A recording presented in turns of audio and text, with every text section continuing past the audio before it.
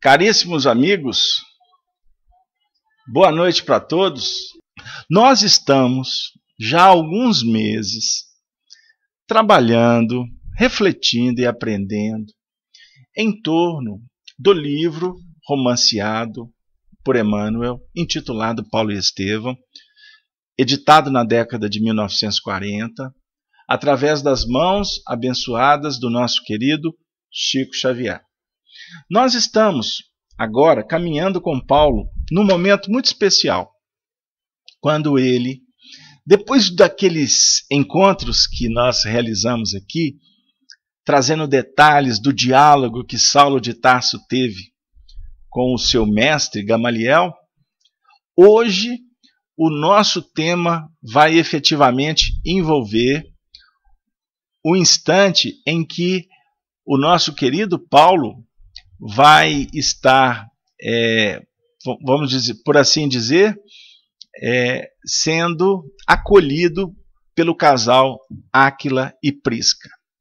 Então, antes, porém, para fazer uma ponte com o nosso último encontro, esse encaminhamento de Paulo para o deserto foi já fruto das orientações que Gamaliel passara para ele, no sentido de que ele, que estava iniciando como um cristão, abraçando o projeto do cristianismo, precisaria de se preparar melhor, meditar sobre os ensinamentos de Jesus. E por isso Gamaliel deu uma cópia que recebera de presente de Pedro para o nosso aprendiz Saulo de Tarso.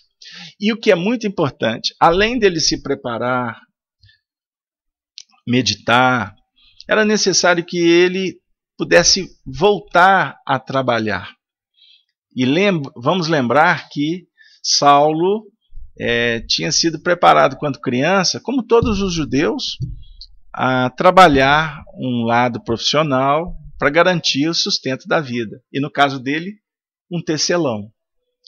Então, Gamaliel apresenta Saulo para o seu irmão Ezequias, para que Ezequias pudesse dar o encaminhamento ao que viria a ser esses momentos de Paulo já na preparação para se tornar o cristão que, graças a Deus, se tornou.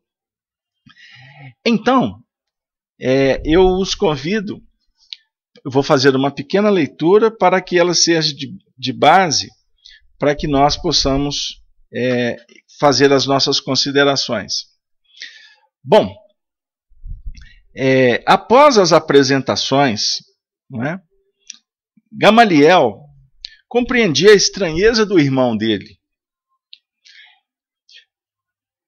no sentido de fazer suposições errôneas acerca do jovem amigo. E antes que alguma suspeita injusta se lhe esboçasse ao espírito indagador, ponderou com prudência. Tua pergunta, Ezequias, é natural, pois as resoluções de Saulo inspiram estranheza a qualquer homem prático. Lembrando que ele era doutor da lei. Ocupava o alto cargo na cúpula judaica. Trata-se de um moço cheio de talento, credor de belas promessas e, ao demais, muito instruído. Os menos avisados poderão chegar ao extremo de presumirem na sua atitude o desejo de fugir a consequências de algum crime. Mas não há tal. Para ser mais franco, devo dizer que o meu antigo discípulo quer consagrar-se mais tarde à difusão da palavra de Deus. Achas, então, que Saulo, se elegesse a carreira da mocidade triunfante da nossa época, preferiria Palmira a Jerusalém? A situação, portanto, não é apenas de necessidade pecuniária, é também de carência de meditação nos problemas mais graves da vida. Bem sabemos que os profetas e homens de Deus foram aos lugares ermos, a fim de sentirem as reais inspirações do Altíssimo, antes de ministrarem com êxito a santidade da palavra. Se é assim, replicou o outro vencido. E após meditar alguns momentos, o negociante voltou a dizer: na região que conhecemos por oásis de Dan, daqui distante mais de 50 milhas, precisamente instalei há cerca de um mês um jovem casal de tecelões que chegou na última leva de refugiados. Trata-se de Áquila, cuja mulher, de nome Prisca, foi serva de minha esposa. O Arnaldo ainda está colocando. Muito obrigado, Arnaldo, que a distância aqui representa 1,5 km. Esses bons operários são atualmente os únicos habitantes do oásis. Saulo poderá fazer-lhes companhia. Ali há tendas próprias, casa confortável e teares indispensáveis ao serviço. E qual o sistema de trabalho? Interrogou o jovem tarsense, interessado pela nova tarefa. A especialidade desse posto avançado? Esclareceu Ezequias com certo orgulho. É a preparação de tapetes de lã e dos tecidos resistentes de pelo caprino, destinados a barracas de viagem. Esses artigos são fornecidos por nossa casa comercial em grande escala. Mas, situando a manufatura desse trabalho tão distante, tive em vista as necessidades urgentes dos grupos de camelos de minha propriedade, empregados no meu tráfico comercial com toda a Síria, e pontos outros mais florescentes do comércio geral. Me desculpem, eu vou ter que continuar a leitura, mas a gente vai conversar. Sente, se ajuste na cadeira. Você que está deitado, cuidado para não pegar no sono. Mas vamos continuar. Tudo farei por corresponder à vossa confiança, confirmou o ex-rabino confortado. A palestra prosseguiu ainda longo tempo no comentário das perspectivas, das condições e vantagens do negócio. Para contextualizar, daí a 3 dias, Saulo despedia-se do mestre, Gamaliel, debaixo de profunda emoção. Figurava-se-lhe que aquele abraço afetuoso era o último, e até que os camelos da caravana largassem em direção da imensa planície, o jovem envolveu o venerando ancião nas vibrações cariciosas do augustioso adeus. Era a última vez que Saulo de Tarso via aquele que foi um grande benfeitor de sua vida. Interessante porque ele teve a oportunidade de encontrar, como vocês que conhecem a história sabem, ele teve a oportunidade derradeira de encontrar com Gamaliel, já convertido ao cristianismo. Então Gamaliel foi o instrutor mosaico de Saulo. Simbolicamente, ele teve muitos professores. A família dele era de tradição extraordinária e a história nos mostra isso. Simeão, Eliel, né, e tantos outros. Mas o benfeitor ali se tornava a figura extraordinária para ele, porque, tendo sido seu mestre em nível do judaísmo, Gamaliel é o primeiro a dar as lições mais efetivas, que marcariam o início da trajetória do cristão, daquele que estava em franca renovação. Como você, amigo espírita, você que está em casa, todos nós estamos num processo iniciático. Para o bom entendedor, a iniciação ela jamais se encerra. Sempre estaremos aprendendo. Mesmo nos graduando como mestres, entre aspas, porque um só é o vosso mestre, a saber, Jesus. Está configurado no Evangelho. Mas existe, dentro da cadeia educativa do universo, o discípulo que se transforma em mestre. Vale meditarmos em quais lições nós queremos nos graduar. Na bondade, na fraternidade, na igualdade, na liberdade, conjugada com a disciplina, nós estaremos na escola do Evangelho. Porque na escola do Evangelho, todos os propósitos podem ser sintetizados na transformação no homem de bem, conforme nos ensina a doutrina espírita codificada pelo mestre, o precursor dos novos tempos, Allan Kardec. O homem de bem caracteriza por viver a lei de justiça, de amor e de caridade em todos os instantes de sua vida. Nós somos ainda aqueles que oscilamos muito, mas podemos dizer que, por estarmos aqui, nesta noite tão importante de nossas vidas, estudando o Espiritismo juntos, eu não posso dizer outra coisa a não ser que você está no bom caminho. Porque aqui estamos todos revendo conceitos, avaliando projetos de vida e nos preparando para tomarmos decisões na aplicabilidade dos conceitos em nível diário. Em cada instante da nossa trajetória, nós somos chamados pelo Senhor para dizer: aqui viemos.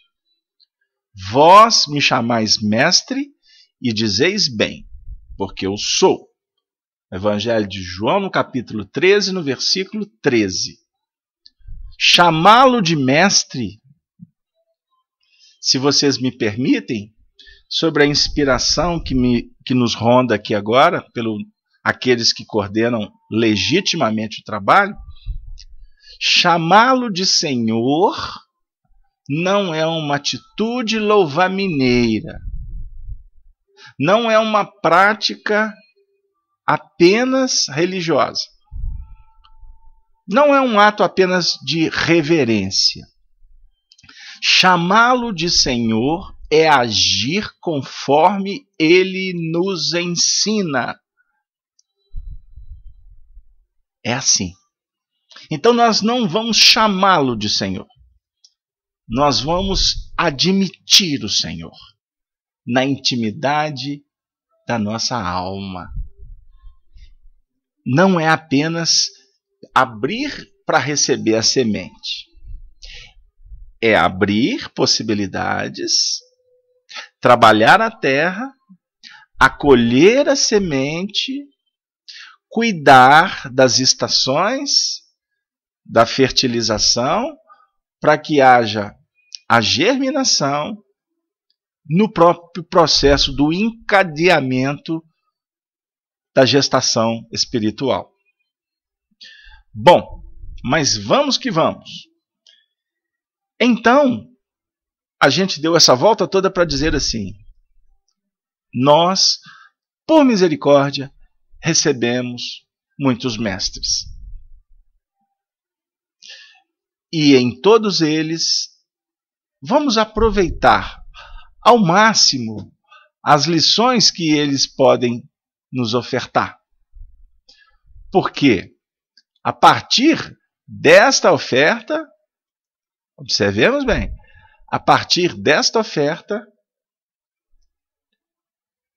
chega o instante deles partirem. Ou quem sabe, simbolicamente, nós partirmos.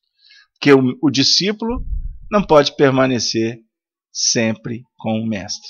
Ele precisa de se libertar para poder dar o seu próprio testemunho. Bom, daí a 3 dias, Saulo despedia-se do mestre debaixo de profunda comoção.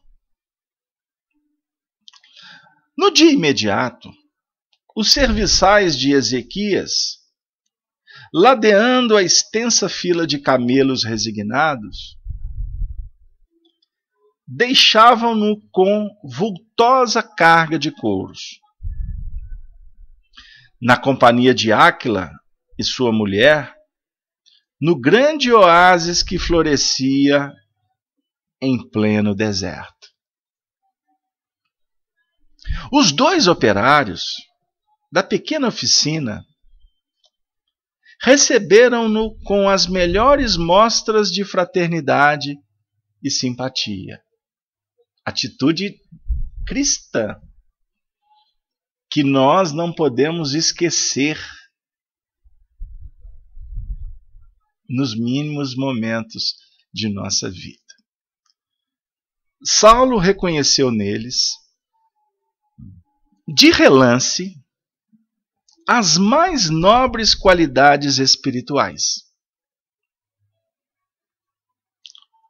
A mocidade do generoso casal expandia-se em formosas expressões de trabalho e bom ânimo.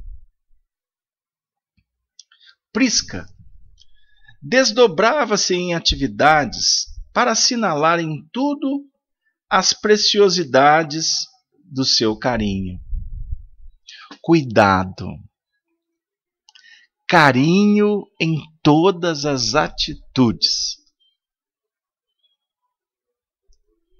Suas velhas canções hebraicas ressoavam no grande silêncio como notas de soberana e harmoniosa beleza. A música que eleva. Terminados os serviços domésticos, ei-la junto do companheiro, nas lides do tear, até as horas mais avançadas do crepúsculo. O marido, por sua vez, parecia um temperamento privilegiado, desses que se movimentam sem a presença do aguilhão. O que ele quer dizer com isso? Temperamento privilegiado, que se movimenta sem a presença do aguilhão, sem cobrar, sem exigir. Temperamento que adocica, temperamento que ajuda, temperamento que remedia, sem aguilhão, sem recalcitrar. Plenamente integrado nas responsabilidades que lhe competiam, Áquila trabalhava sem descanso, à sombra das árvores acolhedoras e amigas. Essa frase bate fundo no nosso coração. Trabalhar sem descanso. Característica dos espíritos nobres. E olha que tem muita gente aí pensando na aposentadoria. E assinou carteira outro dia. Saulo compreendeu a bênção que havia recebido. tinha a impressão de encontrar naquelas duas almas fraternas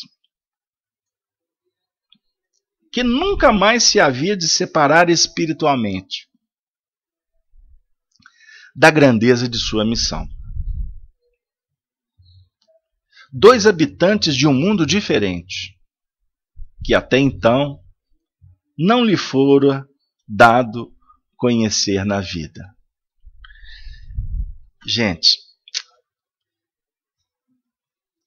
eu os convido a refletir um pouco sobre esse aspecto.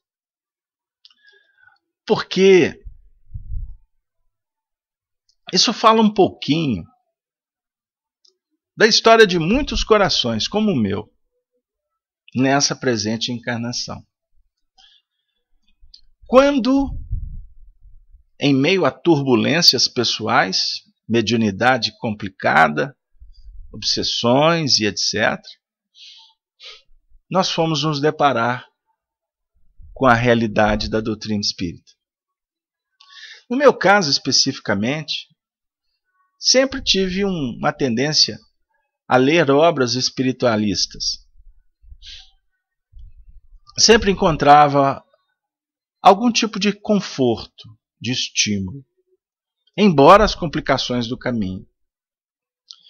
Recordo-me quando entrei na sala da empresa que eu trabalhava, vi sobre a mesa, do lado do computador de um amigo, que na época a gente trabalhava na área da informática, o computador era uma peça que ocupava uma mesa inteira.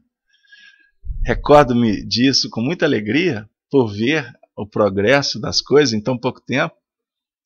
E eu vi brilhando do lado do computador um exemplar do Livro dos Espíritos. Me chamou a atenção. Livro dos Espíritos. E o livro era novo. Recordo-me que eu cheguei para ele e disse assim: Fausto era o nome dele. Me empresta esse livro? Aí o Fausto, eu brincava com ele, Fausto Nilo, me empresta esse livro? Ele falou assim, mas eu acabei de comprar, eu fui ali na rua de cima, na rua Guarani, lá tem uma livraria da União Espírita Mineira e acabei de comprar. A gente trabalhava na rua Rio Grande do Sul. Duas ruas paralelas a uma das ruas que eu mais frequentei no centro de Belo Horizonte, que foi a Rua Guarani, especificamente no número 315, na sede da Federativa Estadual. Fui ler o livro. Foi só começar. Fiquei praticamente 3 dias com aquele livro aberto do meu lado. Tudo que eu ia fazer, eu tinha que ler um trecho. Quando eu concluí, noites em claro, cheguei para ele, falei assim, Fausto, está aqui o seu livro. Muito obrigado. Aonde mesmo que você disse que eu encontro para comprar? Ele, surpreso, você gostou? Eu disse para ele, esse é o livro da minha vida. Eu quero conhecer. Saí logo que pude da empresa e fui na Rua Guarani. Quando eu adentrei a sede da União Espírita Mineira, especificamente na livraria, que é uma livraria, sempre foi muito conhecida, muito frequentada aqui em Belo Horizonte, eu senti o meu mundo girar. E dali, estou contando não vaidosamente, mas apenas para tentar expressar um pensamento. Ali, eu comecei a procurar um mundo diferente do que eu tinha como um mundo real, que era o mundo dos homens. E que eu vivia naquele momento muitas dificuldades nesse mundo. E comecei a procurar nos ambientes espíritas, através também da literatura espírita, um mundo melhor, um mundo diferente. E isso me fascinou. Isso, na minha trajetória, foi uma das coisas mais importantes que a doutrina espírita poderia me oferecer. Abertura de uma porta para uma outra história, para uma outra vida. Então eu estou lendo esse trecho em que Saulo vê em Áquila e Prisca dois habitantes de um mundo diferente que até então não lhe fora dado conhecer na vida. Que mundo diferente é esse? Em poucas frases, que essa apresentação que Emmanuel faz, ela é bem objetiva, mas a gente percebe que ele foi acolhido como nunca fora.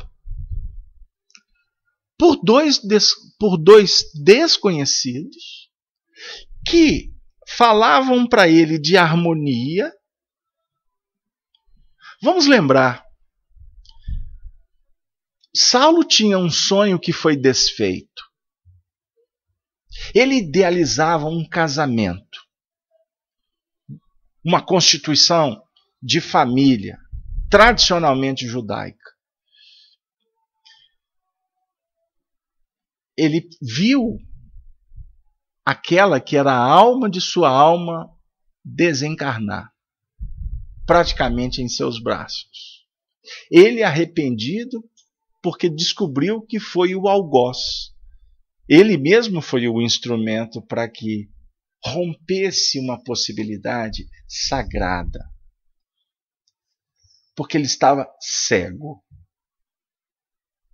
E agora me recordo da música de Elvis Presley, Always on My Mind, quando ele diz assim: você não sai da minha mente. Ela não saía da mente dele. Os seus sonhos não foram aniquilados. As possibilidades, sim, mas o anseio, jamais.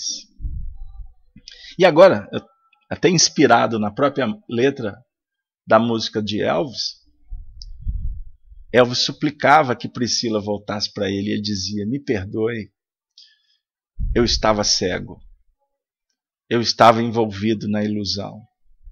Saulo estava envolvido na ilusão. E ele vivia numa sociedade em que o que vale são as questões exteriores. Não é muito diferente, para não dizer que é igual ao mundo que a gente vive, na sociedade, em que os homens focam muito mais os interesses pessoais do que o do outro, o da coletividade. E nisso nós estamos falando não só dos líderes que deveriam ser mais responsáveis com as suas promessas e viverem com ética, com justiça, projetos para beneficiar aqueles que os elegeram, mas nós falamos também do cidadão. Nós falamos de cada um de nós. Nós encontramos na sociedade uma perfumaria absurda, um exibicionismo que é estonteante. E aí é o que Emmanuel define para nós. Nós vamos ter a consequência de tudo isso nas dores que vergastam a intimidade, embora as aparências continuam tentando enganar, lá fora como aqui mesmo. Ele estava vendo ali um casal. Ele estava ali percebendo duas almas que estavam fora do contexto social. Ah, mas é lógico, Casalberto, estava lá no deserto. Nós vamos conhecer um pouco mais dessa história deles. Sabia, inclusive, o motivo que eles estavam ali. Mas independente de onde o casal se encontra, O que brota da alma é incorruptível. Porque o que brota da alma destes seres é amor, é respeito, é harmonia, é educação, é fraternidade, querido amigo espírita. Aí, Saulo encontrava um trabalho rústico, distante do burburinho social, mas realizado com uma alegria que o encantou. Eles viviam num mundo diferente. Você que se encontra conosco no chat, a Isabel de São Paulo, a Giane de Uberaba, querida Uberaba, a Ludmila do Rio, a Miriam lá de Porto Alegre, tantos outros que encontram no chat. Você que está no site da FIAC, trabalhador amigo da nossa casa, você da Rede Amigo Espírita, você que vai ouvir esse áudio no carro, fazendo caminhada, no caminhão, nós sabemos que muitos viajam pelas estradas ouvindo esses áudios. Você que está em casa agora, e nós que possivelmente vamos estar numa casa espírita amanhã, como que nós estamos nos comportando na vida? Tudo isso, essa volta, nós somos a milhas e milhas distantes do meu amor. Lembrei do Evandro Mesquita, né? Que damos essa viagem toda, vamos lá no deserto, lá na Ásia, lá no Oriente Médio, na África, vamos pela Europa. Nós vamos dar uma volta imensa para perguntar assim: como é que está a nossa vida? Eu estou procurando esse mundo diferente? Eu estou efetivamente procurando nas pessoas comportamentos de um mundo diferente? O André está brincando no chat se tem algum músico aqui me inspirando. André, meu amigo, não é? Podia até dizer meu amigo Chá, né? Para lembrar, inclusive, de um dos maiores poetas do Brasil, da década de 70, né?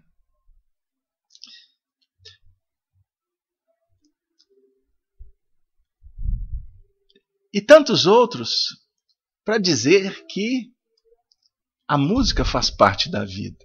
O nosso trabalho tem que ser musical. Nós temos que vibrar em faixas de harmonia. A música celestial tem como base a harmonia cósmica, conforme Rossini fala para nós e Kardec publica. Estamos nos referindo ao livro Obras Póstumas, que tem um capítulo maravilhoso chamado A Música Celestial. Nós temos que vibrar nessas faixas. Então, voltando um pouquinho,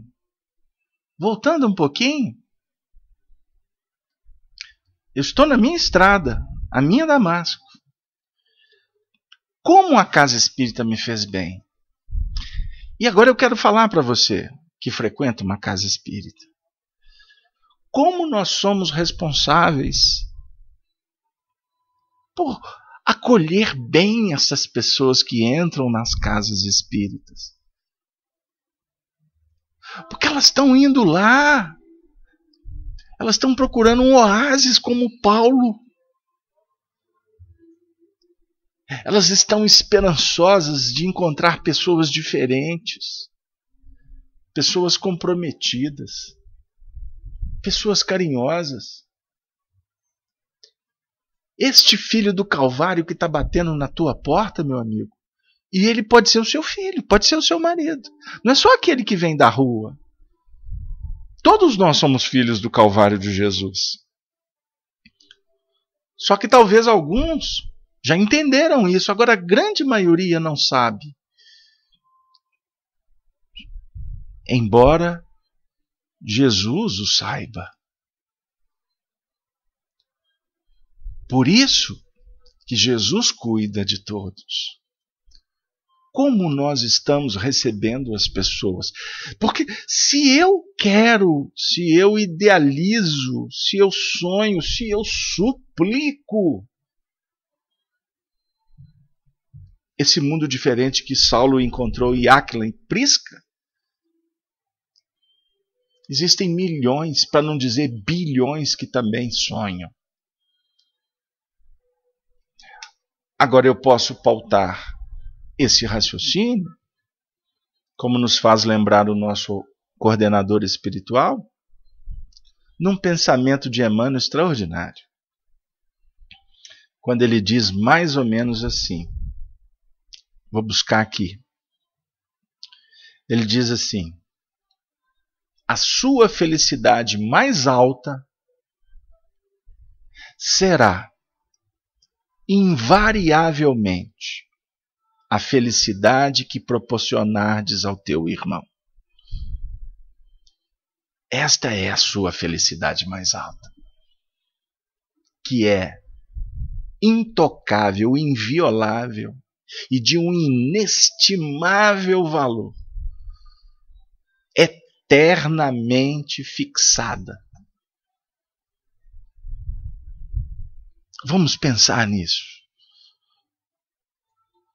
Eu gosto de trabalhar com aqueles que convivem conosco, por exemplo, hoje na FEAC. Eu que já trabalhei em tantas casas espíritas, guardo tesouros saudosos de todas elas, cada uma com as suas especificidades, fizeram parte de momentos enriquecedores de minha vida. Fiz um número, de amigos que eu saudosamente, vez por outra, faço prece por todos. Graças a Deus, posso dizer que inimigo não me recordo de tê-los. Nós precisamos de refletir, de pensar com muito carinho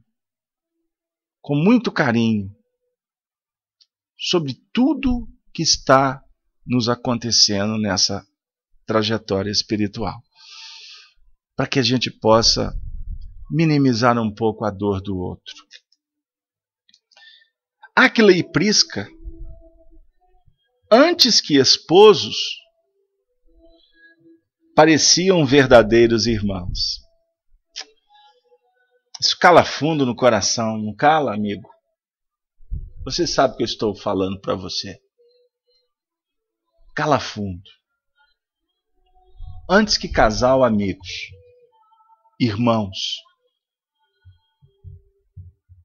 é difícil encontrar nesse mundo, mas existem. Se você não vive nesse momento esta condição, saiba que existe. Tenhamos certeza que isso é verdade. Mas você não pode sair por aí atropelando as coisas para encontrar. Porque não é assim que funciona. Nós caminhamos num processo de vida que é caracterizado por encontros, reencontros e desencontros. Esse pensamento é de Emmanuel. Devemos lutar para jamais promover desencontros, nos encontros ou nos reencontros. Desencontro nunca. Porque o desencontro de hoje é o reencontro de amanhã.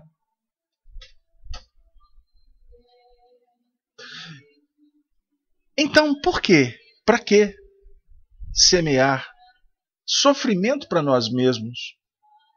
Porque se a felicidade nossa é invariavelmente a felicidade que proporcionarmos para o outro, significa que a nossa infelicidade de outro é invariavelmente a infelicidade que promovemos para o outro.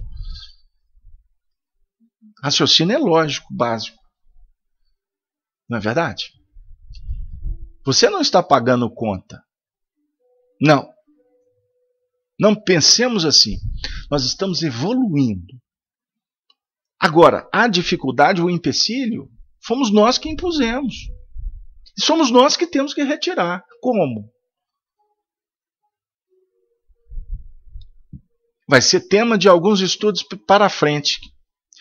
Quando a gente for estudar o encontro de Saulo com Estevão e Abigail no mundo espiritual. Mas eu vou antecipar. Precisamos de operar no trabalho, no amor, no saber esperar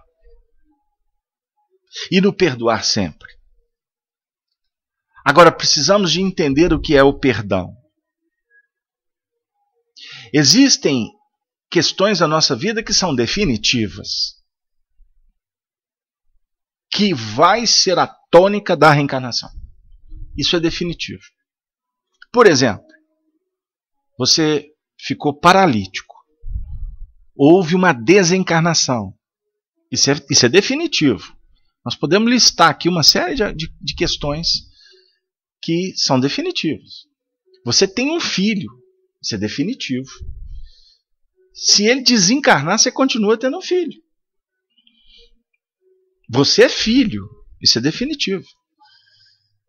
Marido. Isso é definitivo. Ah, Casalberto, mas nesse mundo eu posso chutar o balde. Aí eu costumo brincar dizendo, por isso que tem um monte de gente aí com o dedão inflamado. E tem um monte de balde furado por aí. Você pode chutar o balde, mas o balde vai continuar furado e o seu dedo sempre essa unha vai encravar. Casalberto, não estou entendendo. Você é contra? Não, eu não sou nem contra nem a favor. Eu só estou aqui com você para analisar o que é escolha. Ah, mas o ciclo fechou. Isso é papo de espírita que quer chutar o balde. Ciclo fechou. Fechou? Fechou. Ok. Cuidado. Você está sendo radical. Não, estou sendo radical não. Meu papel aqui é ficar jogando semente para cima. Eu sou aquele goleiro do futebol que recebe a bola, acolhe ela e depois tem que distribuir o jogo. Tem hora que eu vou jogar com a mão, tem hora que eu vou jogar com o pé. Eu não posso deixar a bola entrar para dentro do gol. Embora a gente acaba sendo um goleiro piruzeiro aí, porque entra a bola, cada partida entra 4. Tanto que a gente é invigilante. Porque nós não estamos falando que somos o arqueiro que não toma gol. Nós estamos numa partida de futebol. A vida, se eu posso assim dizer. Fazendo alguns trocadilhos, alguma brincadeira, mas só para a gente entender isso. Responsabilidade é responsabilidade. Agora, existem questões que não são definitivas. Existem questões que não são definitivas. Um pequeno break, um intervalo. Eu vou ler o que a Marilac colocou no chat. Vou ver se eu consigo, por causa da idade. Temos que saber evoluir. A escada da evolução tem que ser construída com sentimentos e pensamentos, coerentes com o que falamos, fazemos e sentimos. Esta é a revolução real. A Marilac está sobre o envolvimento Pentecostes. As vozes dos céus envolveram Marilac para escrever uma frase tão bela. Porque o recurso está dentro do seu coração, viu, Marilac? Não estou tirando o seu mérito, não. Estou fazendo uma brincadeira com você para dizer como que você está sintonizada com o trabalho. Existem coisas que são definitivas. Existem outras, muitas outras que não são. Que podem ser selecionadas. Então, existem, por exemplo, relações que são definitivas. Podem até ser postergadas, adiadas, mas elas são definitivas. Por exemplo, você tem um irmão. Enquanto vocês forem reencarnados, vocês serão irmãos. Com afinidade, com antipatia, com dificuldade, com integração, vocês são irmãos. Você não escolhe o seu irmão. Está de acordo? Você não escolhe o seu irmão. Você não escolhe o seu pai, a sua mãe. Mas você pode escolher as pessoas que você convive. Por exemplo, os amigos. Você pode escolher. Você pode escolher os ambientes que você frequenta. Você pode escolher a casa espírita que você vai trabalhar. Você pode escolher o tipo de mediunidade que você vai lidar. Na casa espírita você pode trabalhar na evangelização, na fala, na limpeza, na coordenação, você pode ir na organização, você pode ter N atividades na casa espírita. Você pode escolher. Ah, Casalberto, mas no meu caso, não, os espíritas que mandam. Eu vou dizer, então tá bom, no dia que os espíritas vão embora, você está lascado. Porque tem gente que tudo que vai fazer tem que pedir a bênção para o guia. Eu fico assim, Jesus, que guia é esse? Esse guia não tem serviço. Tudo dele é falar para o indivíduo o que ele tem que fazer. Uma coisa é uma orientação espiritual numa terapêutica. Uma orientação espiritual como uma proposta de trabalho. Eu conversava, vou dar um exemplo. Eu conversava com uma médium queridíssima. Ela tem para lá de 40 anos de mediunidade. Pessoa segura. Trabalhei com ela mais de 10 anos. Na última casa espírita que a gente esteve contribuindo e aprendendo. E eu encontrei com ela há pouco tempo e ela veio me dizer que um espírito amigo propôs para ela um tipo de tarefa. E ele disse assim, mas antes de você aceitar, discuta isso com os seus pares e veja se vai ser produtivo para você e para eles. Aí ela me perguntou, o que você acha? Eu falei assim, eu não acho nada. Isso é que é guia que nós estamos precisando no movimento espírita. Embora tenhamos muito, viu, gente? Eu estou dizendo que é esse tipo de trabalho que a gente precisa no movimento. Quer dizer, a gente precisa de muitos trabalhos como esse, porque existem muitos trabalhos sérios. Deixa eu explicar com todas as letras, garrafais, itálico, negrito, fonte 72, para não afirmarem que eu estou dizendo que não existem. Não. Existem, mas nós precisamos de mais. Precisamos de qualificar o movimento espírita. Qualificar pela compreensão e pela vivência. Porque também vai aí um outro problema de casa espírita. Que muitos médiuns batem na nossa porta para fazer as suas observações. Tem casa espírita que quer espiritismo sem espírito. Quer espiritismo sem espírito. Espiritismo sem mediunidade é uma doutrina sem alma. Movimento espírita sem comunicação mediúnica, ele então não é movimento espírita, é uma filosofia espiritualista, porque uma das características do trabalho espírita é a comunicabilidade com os espíritos. Mas se dá, Carlos Alberto, no nível sutil, a mediunidade agora, intuitiva. Sabe o que está acontecendo nessas casas espíritas? Os espíritos que lidam com a preparação de médiuns, eles estão mudando de endereço.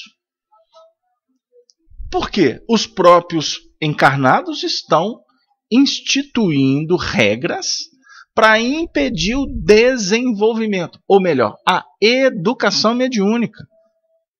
Então, até o filho do Calvário que tem mediunidade precisando de ser trabalhada, a espiritualidade nem permite que ele vá lá no centro tomar um passo. Aqui não vai resolver, você tem que ir para lá, para cá e para cá, onde que existe essa possibilidade. Isso é um total desconhecimento doutrinário.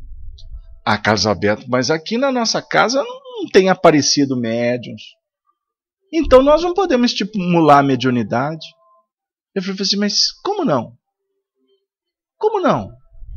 Mediunidade é de todos os momentos. Agora, se você não abre cursos de médiuns, se você não abre reuniões de educação mediúnica, mas não tem médium, abra uma reunião, convoque trabalhadores, vamos fazer irradiação, vamos fazer prece à distância, vamos fazer um momento de interação do grupo. Com o tempo, eu quero ver se não vai aparecer médium.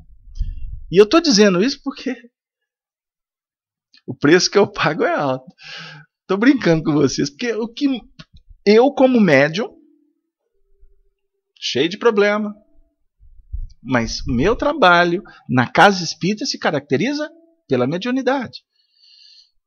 Eu aqui não. Aqui eu estou trabalhando com vocês na divulgação e no estudo. Mas eu frequento reuniões mediúnicas. Eu trabalho com a psicofonia e etc, etc. Mas eu quero dizer o seguinte. E me tornei, não por opção, dirigente espírita. Porque eu sofri muitas dificuldades com dirigentes que tinham muita teoria e pouco conhecimento prático. Porque mediunidade você não aprende só lendo.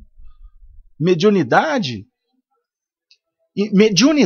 você aprende lidando com médiuns. Para não dizer com a sua própria mediunidade. Mediunidade, você tem que associar laboratório e proposta. O que Allan Kardec fez? Ele codificou uma doutrina espírita em bases de um laboratório. Eu pergunto a você, amigo espírita, esse cantinho aqui, branquinho aqui da minha prateleira, já não é tão branquinho como eu ganhei de presente de um ex-vice-presidente da União Espírita Mineira, que eu tenho muita saudade e muita gratidão dele. José Carlos Moura. Ele me deu, quando eu cheguei na União Espírita Mineira para trabalhar no movimento de unificação em 1995, com alguns meses que eu estava lá, ele ficou tão amigo meu, ele me envolveu com tanto carinho, que ele falou assim, eu vou te dar um presente. Aí eu, vem cá. Me chamou lá no canto, me deu uma caixa. Eu falei assim, o que é isso? Abre, meu filho. Quando eu abri, olha o que ele me deu. A coleção da Revista Espírita. Meu Deus! Uma das maiores preciosidades da doutrina espírita e a maior parte das pessoas que eu tive a oportunidade de conhecer no movimento espírita não perpassaram, não estudaram essa obra.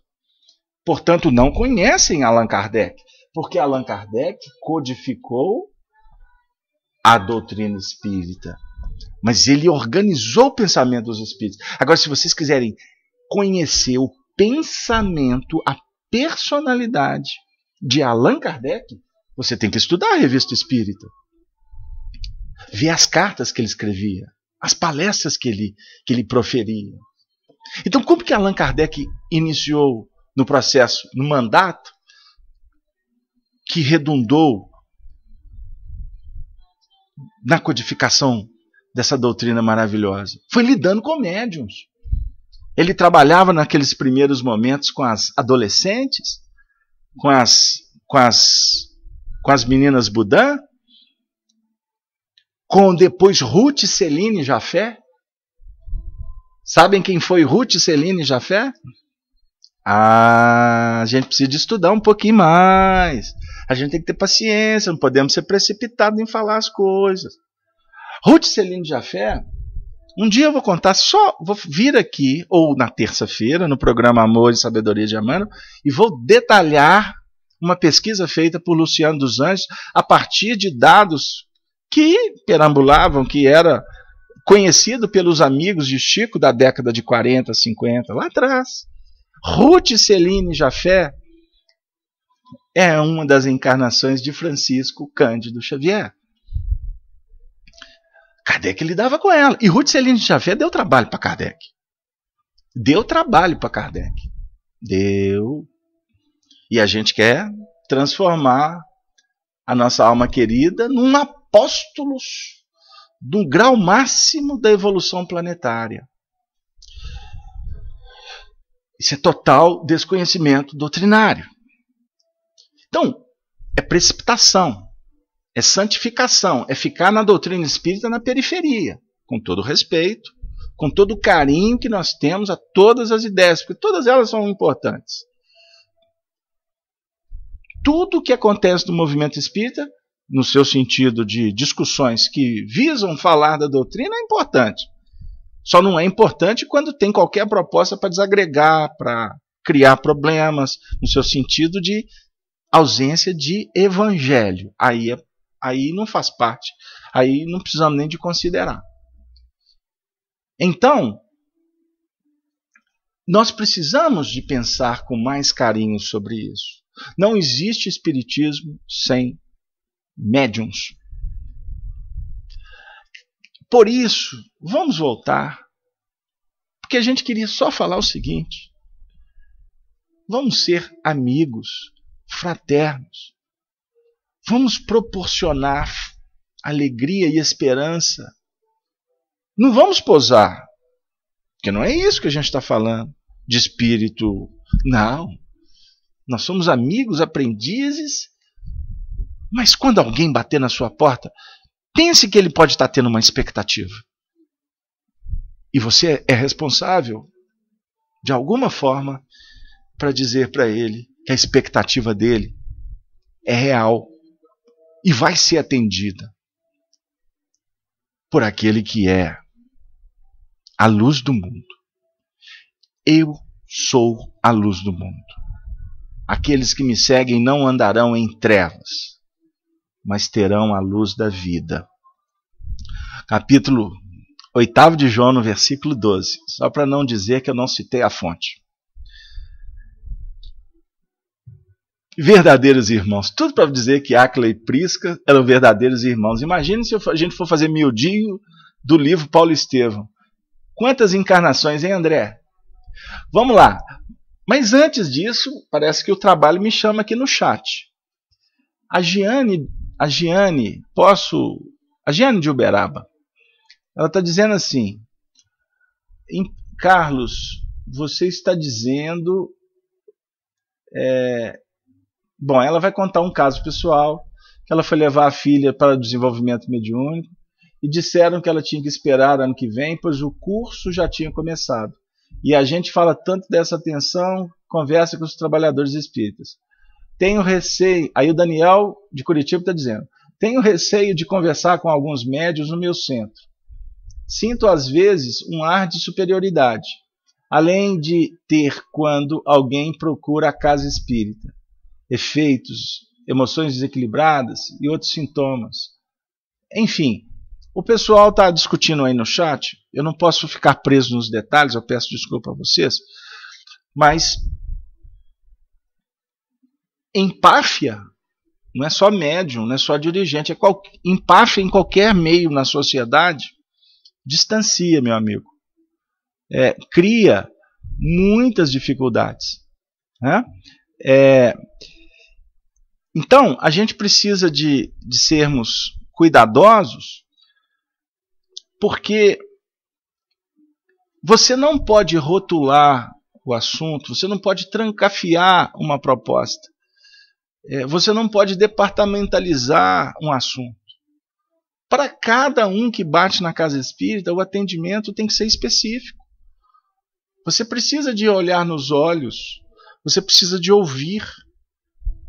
E com as propostas de estudo, que são justas, e que, por exemplo, em algumas casas espíritas, que são casas espíritas que recebem um fluxo grande de pessoas, é muito difícil você administrar isso. Por isso é que o próprio Kardec estimula a fundação de muitos pequenos grupos.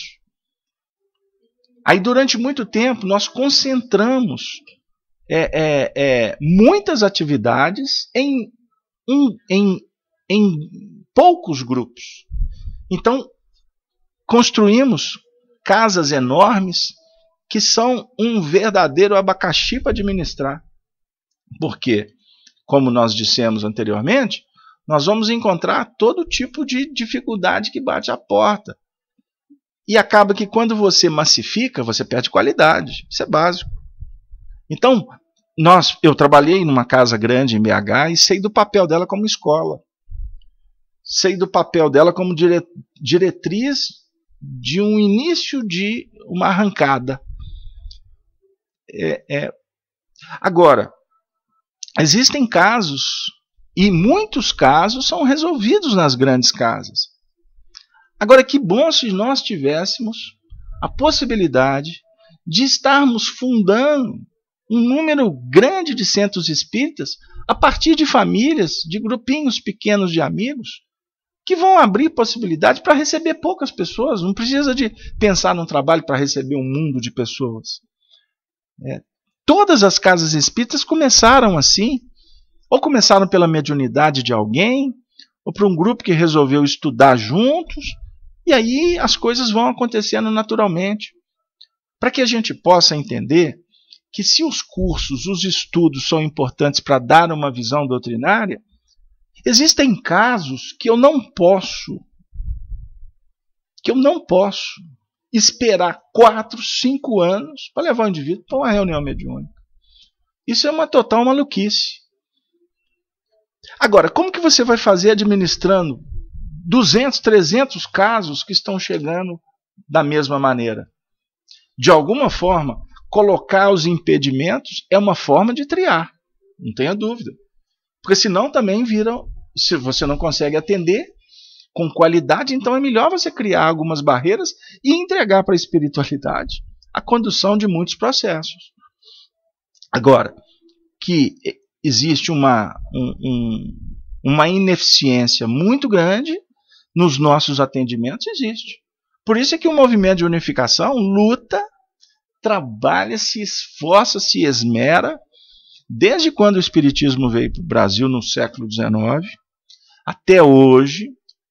Nós estamos no ano de 2014, vamos dizer assim, sob a presidência do Conselho Federativo Nacional, hoje tendo o nosso César Perry como presidente, e as federadas, as regionais, as alianças municipais espíritas, estão exercendo um trabalho hercúleo para tentar o quê?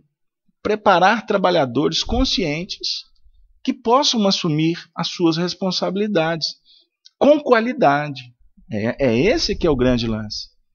Então, por exemplo, o trabalho que a gente faz aqui na Rede Amigo Espírita, de divulgação, de estudos específicos, dessa universalidade de artigos, de palestras que vêm de todas as partes, de mais de 30 mil pessoas cadastradas na Rede Amigo Espírita. Qual que é o objetivo? O dístico da Rede Amigo Espírita fala sobre isso. Divulgar, unificar, não é verdade? Estudar, são pontos fundamentais. Que, querendo ou não, um bate-papo como esse nosso aqui, eu não tenho dúvida que ele fertiliza. Ele fertiliza muito o coração. Não só no que remonta ao atendimento às nossas necessidades como indivíduos, mas acima de tudo, nos convoca para darmos testemunhos no que remonta ao trabalho de Jesus. E eu estou aqui com um sentimento de que o nosso encontro de hoje foi para preparar o momento do diálogo em si, que vai ser estabelecido entre os três encarnados: Saulo de Tarso, Áquila e Prisca. E eu convido vocês a estarem conosco de volta na próxima quinta-feira. Que Deus possa nos inspirar, querido amigo, para que a gente possa, juntos, termos forças para continuar no desiderato. Porque nós sabemos que quando você acende luz, as dificuldades naturalmente apresentam-se irreverentes, disfarçadas, brilhantemente arquitetadas,